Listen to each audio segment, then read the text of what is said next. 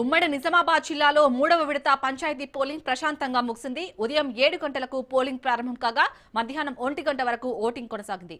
నిజామాబాద్ జిల్లాలో 3వ విడత పోలింగ్ కు సంబంధించి మరింత సమాచారాన్ని మా ప్రతినిధి నవీన్ అందిస్తారు.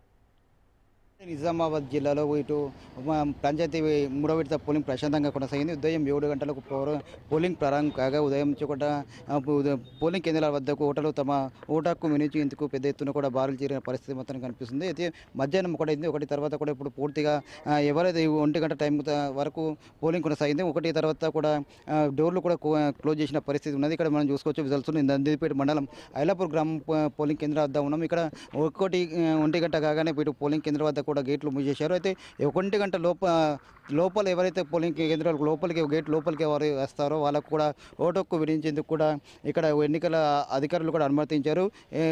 1 తర్వాత ఎవరు వచ్చినా కూడా అక్కడ అనుమతి ఇచ్చే ప్రసక్తి లేదని చెప్పి కూడా నిబంధన ప్రకారం కూడా అక్కడ ఉన్నటువంటి అధికారులు కూడా గేట్ మూసిన పరిస్థితి మొత్తం కనిపిస్తుంది. ఇక నిజామాబాద్ జిల్లాలో పోలింగ్ శాతం చూసుకున్నట్లయితే నిజామాబాద్ జిల్లాలో 9 గంటలకు 23.35% పోలింగ్ నమోదు కాగా కామారెడ్డి జిల్లాలో 9 గంటల వరకు 21.40% పోలింగ్ నమోదైంది. 11 గంటల వరకు చూసుకున్నట్లయితే 54.69% ఓటు నమోదు కాగా కామారెడ్డి జిల్లా చూసుకున్నట్లయితే 56.78%గా పోలింగ్ నమోదైంది.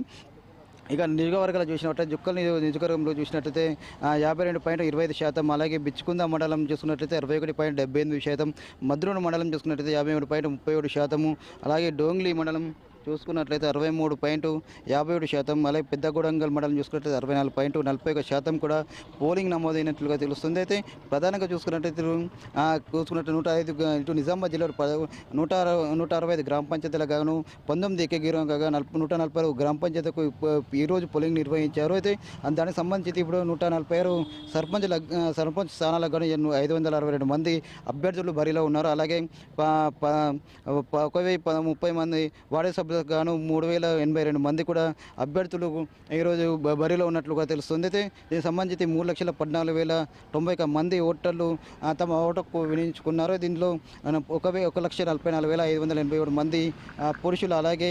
1,69,498 మంది మహిళలు కూడా ఇక్కడ ఈ రోజు కూడా ఓటు హక్కును వినియోగించుకున్నారు.